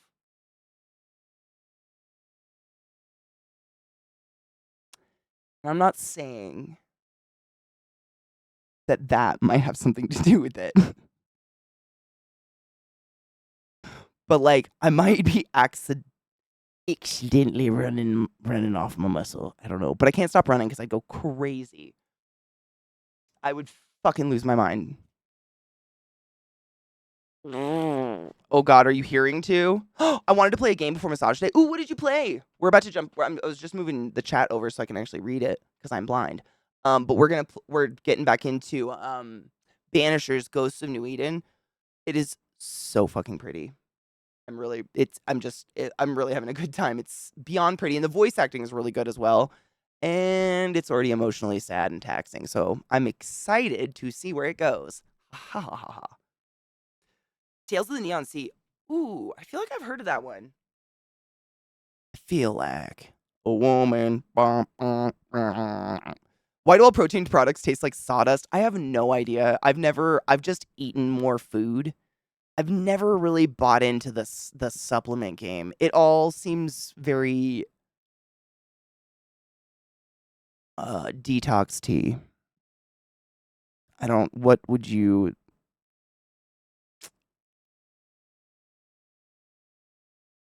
I don't know a word for it. It all seems very so marketed. I don't know. I don't understand how it's better to eat like a protein powder versus a steak that has, equal to even more like digestible, I don't know. I just always just eat more. I make sure to eat cuz you guys know when I'm not like normally I eat once a day. It's terrible. I just don't really think about it and I don't like eating on stream, so I don't eat until nighttime. But when I'm actively like lifting weights and trying to gain muscle, which I'm not doing right now cuz I've been sick, I just eat. I try to eat more than once a day. I just try to get more calories on because I feel like, the basic science of it is calories in, calories out. And if you want to build muscle, gain weight, you probably need more calories than you're burning. But then I fucking run 3 miles a day on top of no matter what.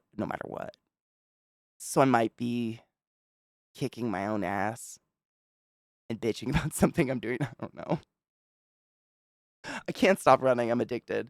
I'm addicted to the feeling of pavement. Well, Vex, right? All the fucking the preservative salts.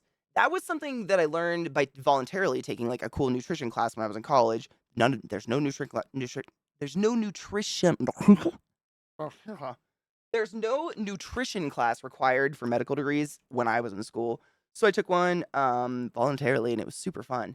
But something I learned in there was the reason most like prepackaged food is so high in sodium is because the vast majority of the sodium in it we can't taste at all. It's not there for flavor. It's literally just as a preservative to make sure that thing can stay stable on a shelf and not mold. So a lot of the time, especially if it's a savory food, we end up salting on top of the like 1,200 milligrams of untastable salt in something. So we get fucked. Yeah. I grew up like farmish and my mom was super obsessed with diets, so we didn't have any like everything was home cooked. We never went out to eat. We had no like freezer meals or anything like that. She thought it was all the devil or something and would make us fat. Little did I know it wasn't going to make us fat, but it would have maybe killed us and gave us some disease from salt overload. I love you. No, always run and raid. I encourage it. You should stand up and stretch your legs. We're just going to play a game of bullshit as usual. Talk the nonsense. I mean, David, you bring up an absolutely valid fact. If my choices were supplement that might be a little overly marketed and I might pee out half of what's in it, or eat a bowl of raw milk, raw bull testicles.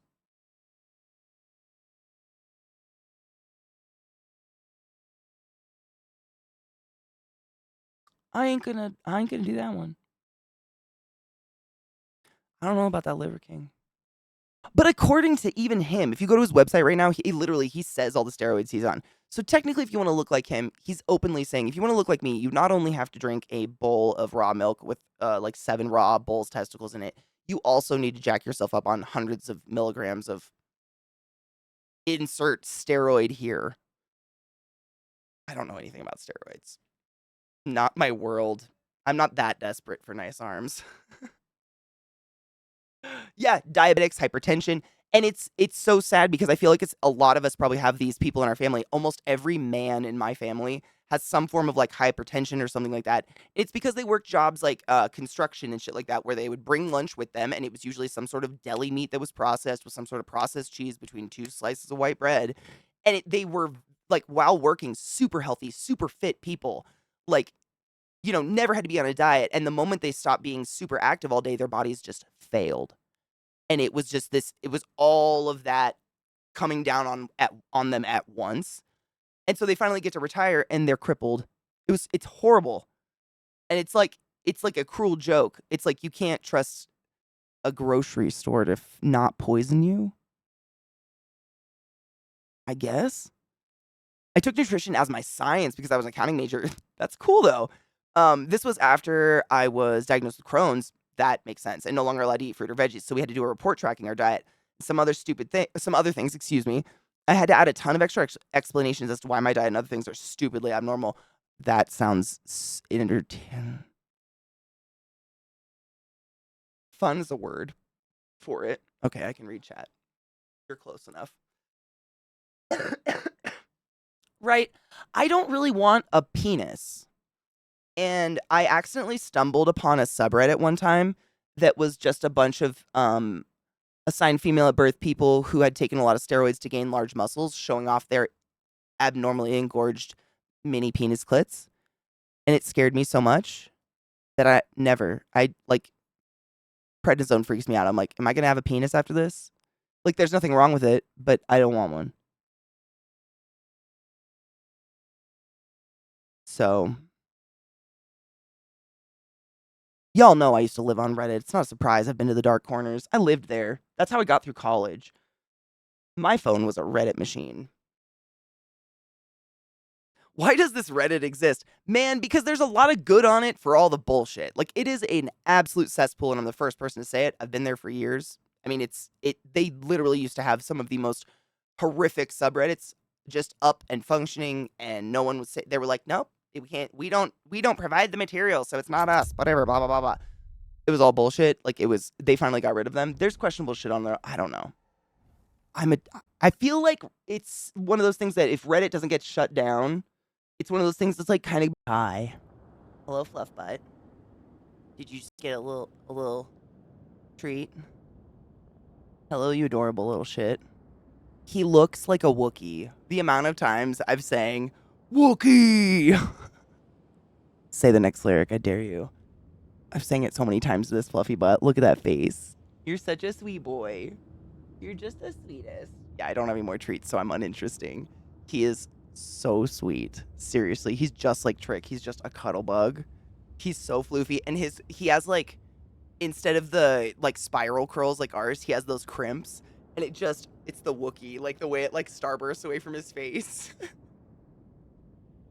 He's so fucking cute. I love him. He does kind of look like Benji, yeah. I assume it's like that. That's how I would spell it. Freddie Furcury? Yeah. You know what I learned? Nate told us last night that his name was Freddie from the breeder. Or from the adoption, wherever. Like, that was his, puppy name or whatever. Which I thought was funny because he just made the pun off of it and it worked so fucking well. Perfection. He's seriously such a sweet dog, though. Like, I sent Nate a picture of them because just now they all went and they all go potty together in unison. It's fucking hilarious. And then they all just lay out on the patio. I sent a picture and I was like, just so you know, Freddie's a fucking dream. Nothing is wrong. He's such a good dog. Like, Lilith's the instigator, always. She's so hot. Steep fuck, I want you out. Yeah, that my electric kettle is actually really nice. I had like a stovetop kettle for years because it was all I could have in college. We weren't allowed to have in our dorms, we weren't allowed to have hot plates or anything like that. So we could only have there was like a community kitchenette or whatever in the dorms, and I could use a kettle in that, so I had like the stovetop one, and it was so slow and so annoying, and like the amount of times I forgot to turn the burner off, I can't even tell you. And all of my lovely friends from across the pond were like, Katie, just you drink tea all the time, just fucking get an electric kettle off Amazon. And I did, I've never regretted it. Like, it's so fast and auto off. God, it's just so nice. It's right, dude. It's like that. It's life changing. I drink so much more tea, which I think is good for me because I used to just live off of coffee and Monster constantly. I drink so much more tea. Mine too. Mine too. Can you see the bubbles? Dude, I was kind of sad. I heard that song come on when I was out with the dogs. I was sad it wasn't the original. That's a mix of it, I think, isn't it? Yeah, it's galvanized, but it's with the Heritage Orchestra and something else. Someone else. It's a mix of it. The original's so good. The music video is fucking still holds up so well. I used to use my Keurig for hot water, but the like coffee grounds would get through sometimes, and it was just the more inconvenient it is, the less likely I am to use it because I'm fucking lazy. So the electric kettle is pretty fucking nice. It's just you fill it up and has a little tab, and it auto pops when it's done. It's just so nice. Now Freddy's under my desk. We have the floof. What are you doing, Fluff Butt? I don't know. Sniffing.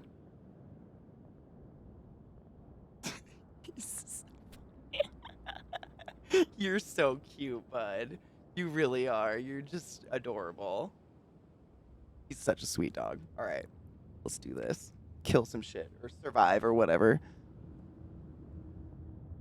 Oh, I would hate that too. I actually ended up like drilling a power strip into my wall for like my Keurig and my electric kettle and shit because it was just annoying.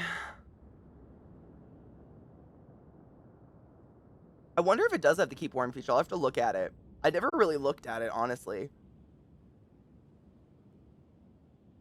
Okay.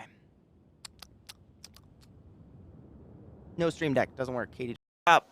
They had so many complaints, and I was just like basking in the musical performance to a point where I was like, how can you have a negative feeling right now? Like, Evan Rachel Wood slayed. Shit was just so good. Right. I mean, and maybe see, I'm kind of the same opinion, BDO. Like, I'm not a diehard Beatles fan. I mean, I like the Beatles. I will sing along if I know the Beatles song on the radio or something. But I've never, like, been like, I think I'm going to listen to all this Beatles music at a time. But they're good. They're good. And so I don't have that passion to get as mad about it. I just really enjoyed it. I know a lot more Stones than Beatles. Yeah. I honestly, I know a lot. I could name more Stone songs probably than Beatles songs any days, other than all the songs in Across the Universe. I could name all those, which are all Beatles songs, right? But my parents, I don't know if Beatles was a little bit older than them or younger than them, but my mom wasn't a Beatles fan. She was into, like, you know, like Simon and Garfunkel, and I think she was like a 60s baby, a 60s, like, teen. Yeah. Late 60s, early 70s teen, so she was more like that genre, so I wasn't really exposed to that stuff at that time, I guess. Although they were 70s, 60s, right? No, I don't know why. I just wasn't exposed to it. She wasn't into it. They're not in my playlist, but I wouldn't turn the radio off. Exact same. They're on none of my playlists, but I would not turn the radio off if it was the Beatles. Like, they're fun to sing along to, and I probably know the lyrics to half of the songs that are, like, super popular just because media and whatnot, they're, like, pervasive in culture. Really? And I get that. I'm a huge fangirl of a lot of music, but I felt like the movie, like all the, I don't know. And again, I'm not like I don't know everything about the Beatles, so my opinion probably doesn't matter. But I felt like all the actors and actresses and, I should just say musicians as a whole, actors in the movie Across the Universe, I thought they did a very respectful job. of the songs. You know, they didn't like overtly I didn't think, I mean, I haven't seen it in a bit, but I don't remember thinking like they overtly changed any of the songs in any drastic way that like ruined a song or like modernized it to the point where it was unrecognizable. Like some of them are a little bit harder and a little bit softer. I'm trying to think what, like maybe I don't know. I don't know. It's fun. I like music. Oh, no shit. In the later 80s, when she saw Paul McCartney in concert, she went full fangirl and screamed. I screamed the first time I ever saw Nine Inch Nails. Like, I just bellow screamed. Thankfully, it was like, I think it was like at the Key Arena or something. So it was big enough that that was appropriate. Yeah, come together. I think, and that's why I think I like a lot of Across the Universe better than a lot of the originals, because they kind of, I don't want to say mashup because it's not a mashup, but you know what I mean when I say like they'll make one song flow into another really nicely, and it almost adds to both songs. It takes out a lot of what the Beatles put in during their like druggy era when they would put in just those long instrumental, like lots of weird brass and shit in the middle. They take it out and just plug in one of the other songs towards the end and mush. I don't know. They did a really good job. I like it. I didn't hate it. Cut out the fluff, right? Which I'm here for the fluff, but I think they did a really respectful job. And the visuals were great, especially the visuals when all the kids get on drugs. Happiness is a Warm Gun with is it Salma Hayek? You know who I'm saying. The nurses. Was it? Right? I think so. But even beyond that, I mean, it was all wonderful, but that was like, I mean, I'm not alone in that, right? Yeah, the visuals were out of this world. All boobies aside, but anything with Salma Hayek's boobies in a tiny nurse dress, fuck off. Fuck yourself. Who's not gonna be excited for that? Jealous. Karen Carpenter, yep, my mom liked Karen Carpenter. Wasn't that the Mamas and the Papas, C-Town? My mom loved them as well. My mom would sing, like, with her acoustic guitar, do that really delicate picking thing and sing all delicate and soft like that. Yeah, I remember that shit. As a musician, I can respect that. I do too. Like I love, like I grew up listening to all the halos of Nine Inch Nails. You know, half of them are instrumental, just trash can noise, and I love that stuff. But I don't mind if someone cuts it out and just mushes it together with something else and makes it like respectful and well done. I don't know. Maybe that's just me. I just am so excited for new music. I try not to hate it, and I think I don't want to say it's hipsters or contrarians or whatever the fuck it is, but I think there's a certain amount of people that like to go into things ready to hate it or wanting to for some reason. And I try to fucking stop myself at all costs. I try to go in blank because I want to like everything. Life is so much more pleasant when you don't hate stuff. Like, there's stuff to hate. Ketchup on hot dogs, and loud talkers, close talkers, etc. But, you know, like, there's things that are just a waste of time to hate. Me too. I really, really do. That's why I try never. I like honestly, especially with this crowd. Very rarely am I ever asked like, "What's your favorite genre?" or something like that. Like, I don't have one. Genres are, for one, just way too diverse these days. Like the genres, once they're more than 4 words long, it doesn't matter anymore. What are genres? I have no idea. But it bars me into a certain like. I don't want anyone to ever feel nervous about suggesting a certain band or music to me because it might not be a genre I like. Because I think outside and not for lack of trying, not for lack of trying. The only, again, I hate the genre thing, but the only quote unquote genre that I have yet to be successful in finding anything that I want to listen to ever again is fucking the actual SoundCloud mumble rap. And I like rap. I grew up on 90s R&B. It's my fucking jam. I like good rap. But that shit, I don't know. And it's such a tease because sometimes the song will start out with like a nice, crispy, chunky bass beat, and you're like, fuck, yes, I am ready.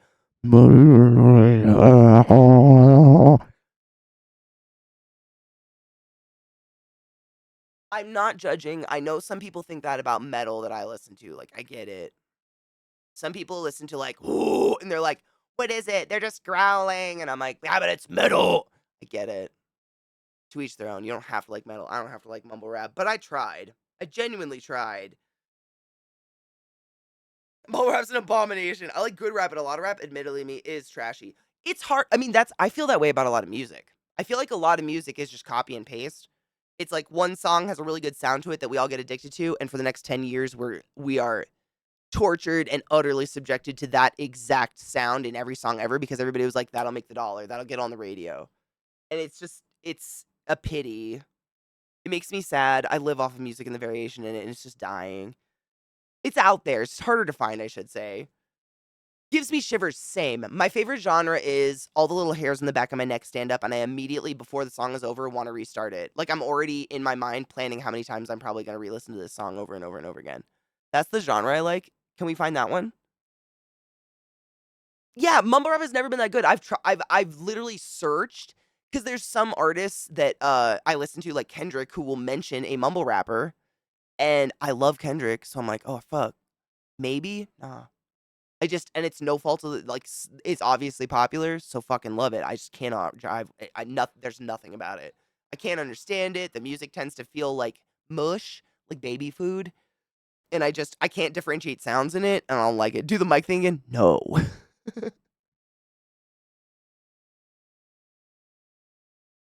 I feel like I sound like the Peanuts teacher. Womp womp womp womp womp. Yeah, the beat, and it always teases me though, because then if the rest is shit, like I'm not a one or the other. I need the full package, you know. I need a little bit of substance in both, at least. You see, you get it, metalcore fan, but you've probably gotten that your whole life, right? Like my parents to this day despise any music I listen to. They don't understand it. That's what they say. They're like, I don't get it. There's so much screaming. Like I just don't understand why all these people have to scream all the time. At times when people aren't truly even screaming, to be fair, but I understand it. I don't like the country they listen to. Like to each their own. It's just I try. I really do. Because, I mean, I like almost all the genres. There's even some country I like, or folk, or whatever the fuck you want to call it these days. Bluegrass? Bluegrass folk, I think is what we decided to. It's genres, though. There's such bullshit. There's too many.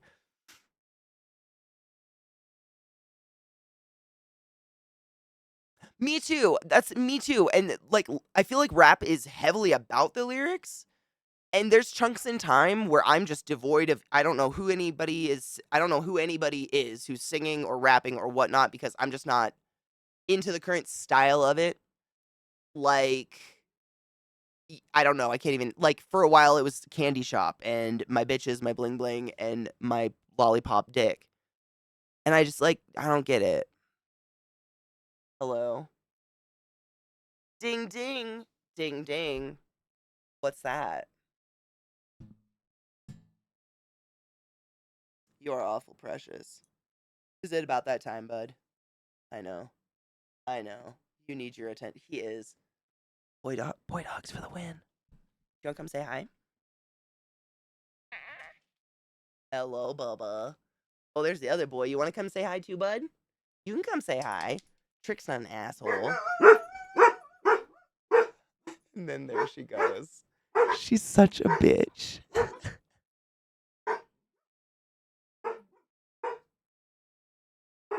Can you hear that?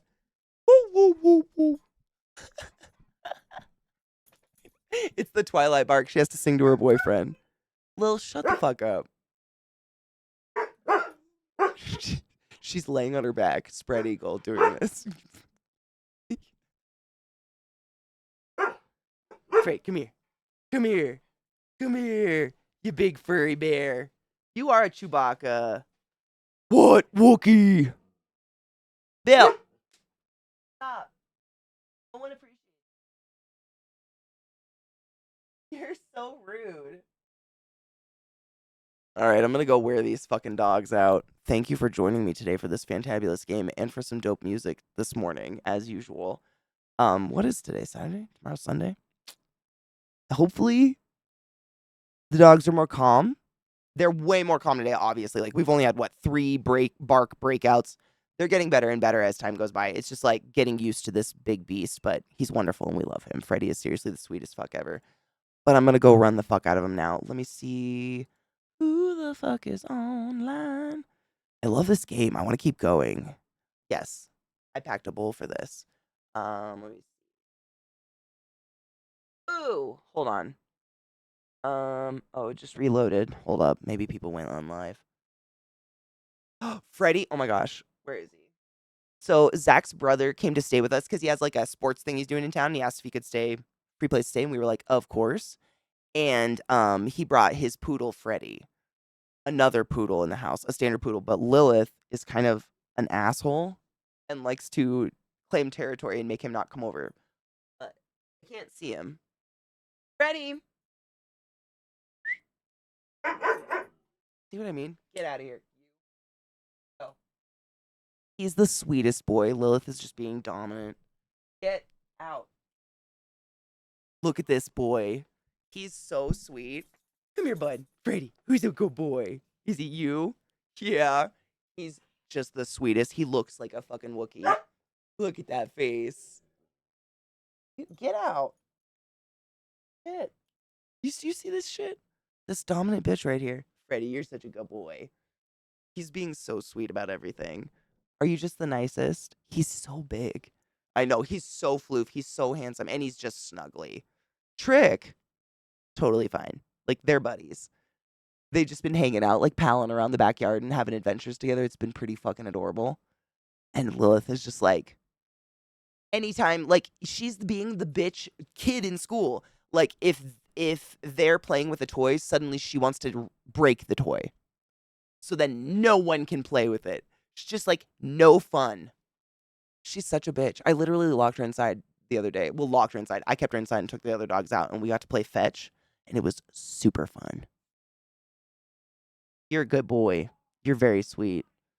You're just scared of my mean girl. But we're learning together. He's so like... This is what I mean. The Chewbacca hair is just off the charts. It's so perfect. She is trying in her own way, and I am 100% sympathetic to Lilith, who's absolutely got this like kind of like nervous disposition since she was a puppy. This is very hard for her, and I understand that. But I think helping her realize that this dog is harmless will help soothe that anxiety around other dogs as well.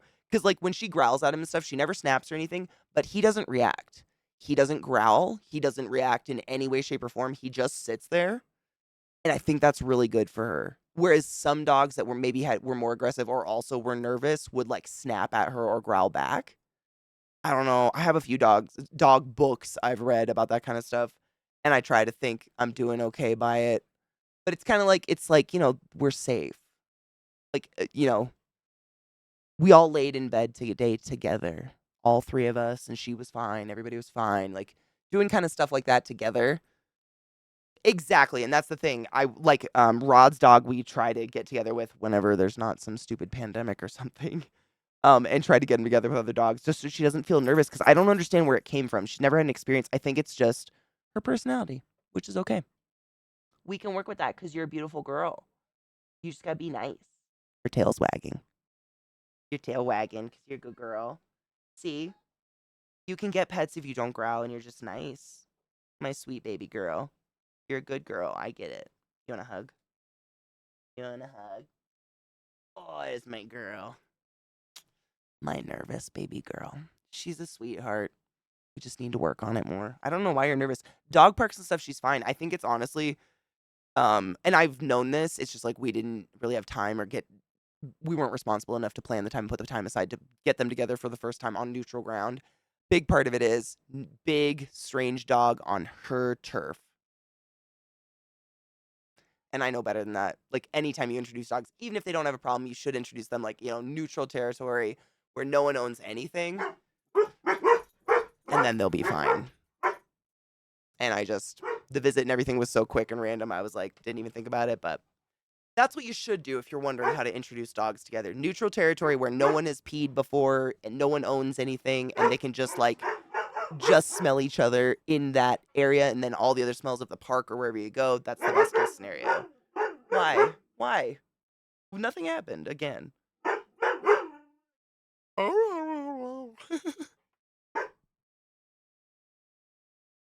Exactly. So I'm going to go take them out of the dojo because this big hairy boy is such a good boy. You are a sweet man. You're very good for my girl. You're very patient and very loving. He seriously just sits there and wants to play. He doesn't have like an aggressive bone. He's like, Trick. Open this on your phone for leader? Okay, hold on. Let me pull up Twitch chat so I don't forget. I'm gonna raid my girl Jade because she's live and I haven't got to hang out with her in a few days. And I'm gonna go take these guys to some whatever, wear them out place. You scared the fuck. Nuh-uh. None of that. We don't get to be jerks, motherfuckers. I love my dogs so much. Twitch. I just have to pull it up and pull this up. Wrong link this one? Okay, thank you. That would have been funny, right? Yeah, if you don't know my girl Jade, Skin Teen, she's playing Helldivers. She's fucking hilarious. She's one of my favorite people in the whole world. We were almost sold into the sex trade together. I know I've said that a few times, but it's true. Connect to chat.